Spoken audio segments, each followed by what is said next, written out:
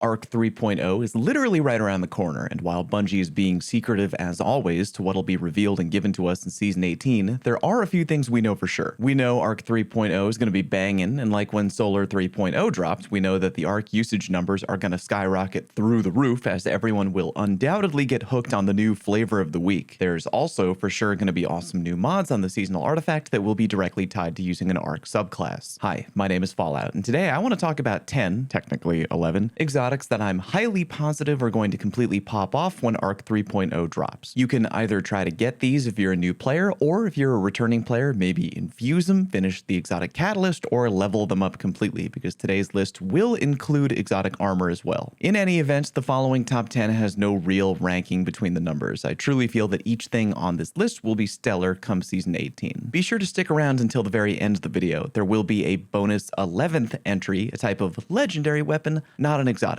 Alright, number 10, Riskrunner. This should be a huge no-brainer. One thing everyone is anticipating to be a big part of ARC 3.0 is chaining arc damage. When I personally think of chain lightning gameplay, two weapons immediately come to mind, one of them being the Riskrunner. It's a really old D2 exotic, but it still actually performs insanely well in PvE. If you're wondering about PvP viability, I'll be real with you, unless we get a wildly overpowered exotic or artifact mod that pairs well with the Riskrunner, it'll probably be relegated only to PvE. But really though, that's fine by me. Not every weapon in the game has to be a champion in both endgame PvP and PvE content. IMO, Riskrunner plays its role of PvE mob killer extremely well, even in the current meta. If enemies aren't hitting you with any arc to proc the power up, no problem. Just take a pulse grenade, throw it at your own feet, and voila, instant self-generated power up. Pair together with 100 discipline and any exotic that has good grenade synergy like Verity's brow, and bam, lots of grenade energy for self-procking opportunities and the ability to use Riskrunner to carve through waves of trash with little to no effort. If you haven't finished it yet, I highly recommend trying to polish off that exotic catalyst between now and August 23rd. The catalyst gives an extra 30 range, a stat that SMGs really appreciate overall. Exotic number 9, Trinity Ghoul. As long as we're on the subject of chaining arc damage, when we talk about the long-range cousin of Riskrunner, Trinity Ghoul. Riskrunner is pretty phenomenal at pumping out chain damage up close. Trinity Ghoul has the awesome ability to be able to do that from across the map. While some exotic weapons have catalysts that I would categorize as nice to have, like the Riskrunner, Trinity Ghoul has a borderline mandatory catalyst that you should 100% try to finish between now and Season 18. See, the best part about Trinity Ghoul is when you activate its unique perk, Lightning Rod. Any headshot arrow kill gives your next arrow chain lightning capabilities. The sequence of events was usually get a headshot arrow kill, then enjoy one arrow of chain lightning. Unfortunately, you would then have to get another headshot kill arrow before being able to enjoy your fun little chain lightning effect again. With the exotic catalyst though, Lightning Rod will now trigger on any arc damage final blow at all. That would include arc damage final blows that are caused by the Lightning Rod effect. So with a catalyst, all you need is just one headshot arrow kill, and then you can kind of repeatedly spam chain lightning arrows over and over and over, provided you get at least one arc kill with said arrow. And really, when there's a ton of red bar enemies around, that's not difficult to do at all. You don't even need to aim the weapon at all. You can shoot it at the ground, you can shoot it at the wall, anywhere nearby enemies to get that chain lightning to do its job. Trinity is a sexy, long, and even mid-range ad clear weapon, and I expect it to be even hotter in Season 18. Exotic number 8, which I surprisingly have been hearing almost zero chatter about, the Prospector. I get that chain lightning weapons are mad fun, but for real, let's put a little goddamn respect on this bad boy. The Prospector is a power weapon that really these days only gets used when someone on your raid team is trying to kill themselves in a funny way. But the Prospector does have two really good things going for it in Season 18. One, it's an arc weapon, so naturally I'm expecting it to potentially sync up well with whatever new toys we get to fiddle around with. And two, as mentioned in the August 11th TWAB, heavy grenade launchers are getting a big damage buff next season, around 10% on majors and above. If y'all remember from my Our Champions Bosses video, that includes everything from elites and champions up to bosses. Now, if I'm looking at arc damage heavy grenade launchers, why not go with the obvious? Anarchy. Fair question. While I do think that Anarchy will be worth dusting off for Season 18, I can't shake the nagging feeling that Prospector will somehow pop off. Maybe it's because I've always wanted it to.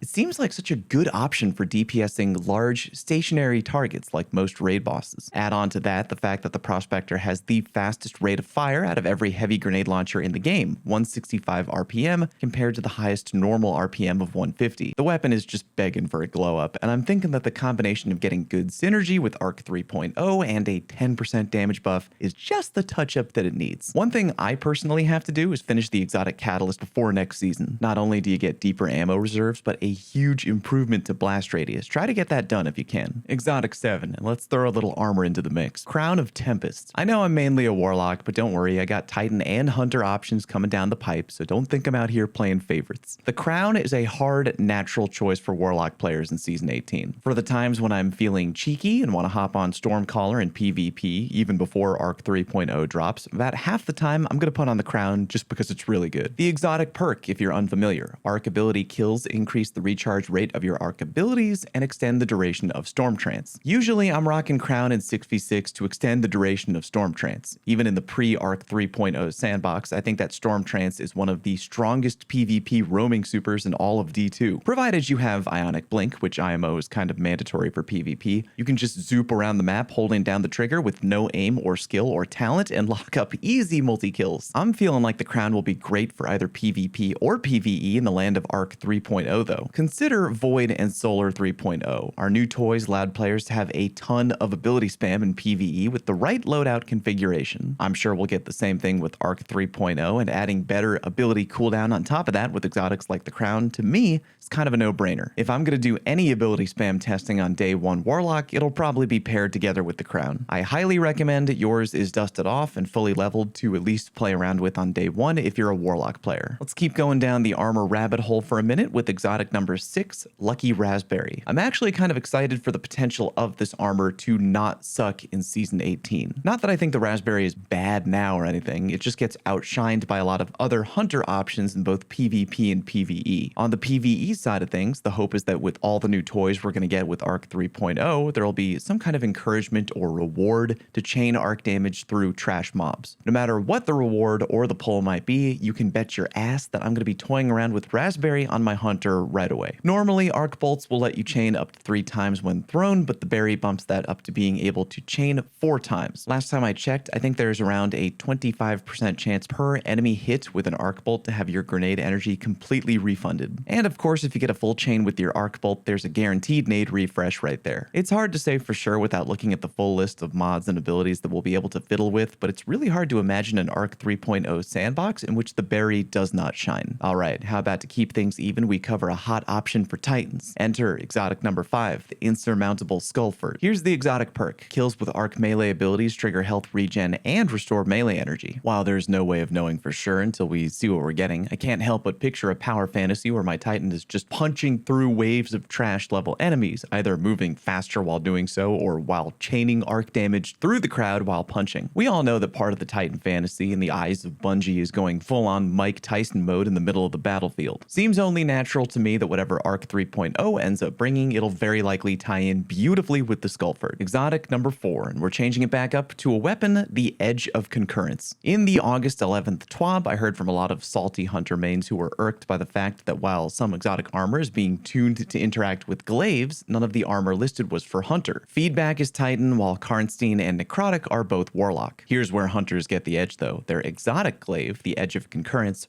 really seems like it was designed on paper to work perfectly with Arc 3.0. When weapon energy is full, consume it before firing to make your next shot track targets across the ground and unleash chain lightning on impact. I would be amazed if certain key elements of Arc 3.0 didn't focus around chaining arc around through clumps of enemies and being rewarded for doing so. Edge should really shine in the Season 18 meta, and even better news, glaives are only going to get better from here on out. In a brief Bungie preview of mid-Season 18 and Season 19 content in the August 11th TWAB, Bungie mentioned allowing glaive interactions with some exotic armors that buff melees and fixing glaive hit detection. The better hit detection should make glaives way stronger and more consistent across the board, and I can only dream of what additional exotic armor Bungie wants to throw under the glaive umbrella. Being able to pair a glaive together with something like Assassin's Cowl, for example? Good God. Anyway, I know barely anyone, including myself, who really went out of their way to grab every exotic glaive because the quest is kind of a pain in the ass. But if you have time between now and the 23rd, you should really try to go for it if you're a Hunter main. Exotic number 3, Verity's Brow. I know, a lot of people might be shocked that for my final piece of Warlock gear, I'm bringing up Verity's Brow and not the Getaway Artist. And I think that's fair. I have high hopes that I'll be able to really really amp up the level of silly bullshit that I'm able to pull off with Arc Buddies when we get Arc 3.0. But in the event that Arc Buddies get no love, I know for a fact that Verity's Brow is going to be a guaranteed hit in Season 18. Weapon final blows with the damage type matching your subclass energy grant death throws, which give a grenade damage bonus and give you grenade energy. When you have death throws and throw a grenade, nearby allies get greatly increased grenade regen for a short time. Again, 100% guaranteed to be good in Season 18. Considering weapons like Riskrunner, Trinity Ghoul, and even Thunderlord, which will have overload rounds now, are all going to be hot weapon options to throw onto your Arc 3.0 loadout. No matter what Arc weapon you put onto your Warlock, it'll probably pair very, very well with Verity's Brow. More grenade energy, stronger hitting nades, probably all blending together with new fragments that encourage or reward ability chaining. Mark my words, it'll be beautiful. Alright, one more piece of armor and then one more exotic weapon. Exotic number 2, the Dune Marchers. Now I bet some of you are going to be all, hey Fallout, you sexy charismatic idiot, how could you possibly leave out the Falling Star when talking about hot upcoming Arc 3.0 Titan armor? And I would say, great question, viewer with the exact same voice as me, but I know that unless something wild happens in Season 18, Falling Star is going to be heavily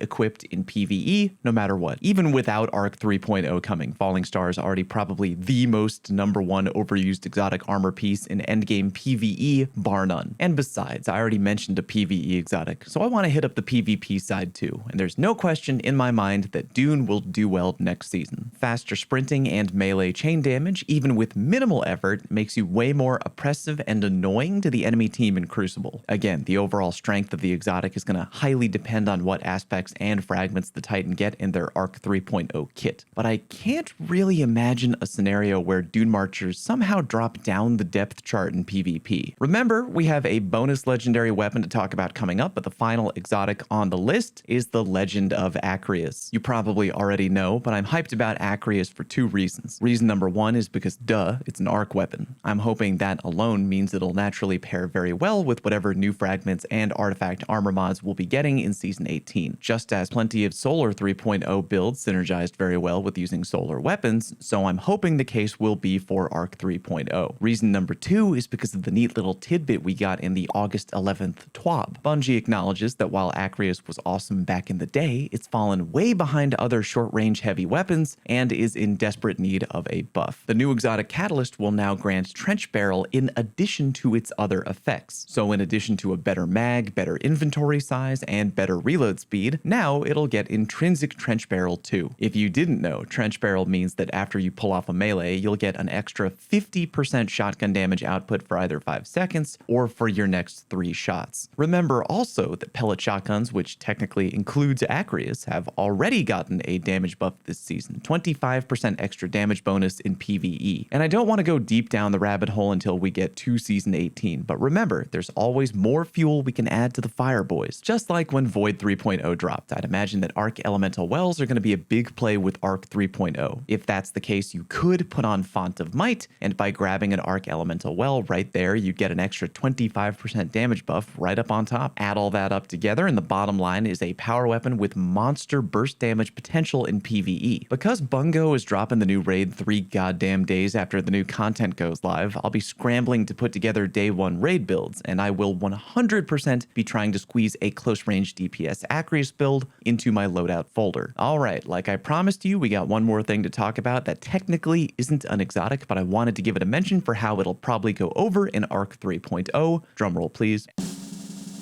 Elemental capacitor weapons, specifically shotguns. I've been looking forward to this for a long time. Elemental capacitor is a really cool weapon perk that I wish Bungie would kind of take that style and apply to more new perks moving forward, aka the ability to get custom weapon bonuses depending on what class that you're playing. When you're rocking an arc class, elemental capacitor will give you more weapon handling, and that translates perfectly to a shotgun. Low handling on a shotgun in PvP is basically a death sentence, especially after all the shotgun nerfs we've we've been hit with over the years, I find myself blinting with shotguns now more than ever, meaning hitting someone with a primary weapon at near mid-range, then quick swapping over to my shotty for easier cleanup. There are a lot of shotguns that are going to see much higher usage numbers in PvP the week that ARC 3.0 goes live. Just to name one in particular, the Rag & Hill D. I've been sitting on my crafted one forever, just waiting for ARC 3.0 to drop so I can do naughty things with it. But there's also Fortissimo, Astral Horizon, Without Remorse, Sudden Death. I could go on. If you play any amount of PvP and enjoy shotgunning, I would highly recommend going through your vault right now and mentally flagging any weapon with elemental capacitor between now and August 23rd, especially if that weapon happens to be a shotgun. Thank me later. Head down to the comment section right now and do two things. One, tell me what exotics you're looking the most forward to. I know there's a lot of really obvious contenders I left off today's list, but again, these are the ones I'm most excited for. Thing number two, because it is totally free to do, please hit the subscribe button. Huge thank you to those who do. Thank you very much for watching, and I'll see you on stream.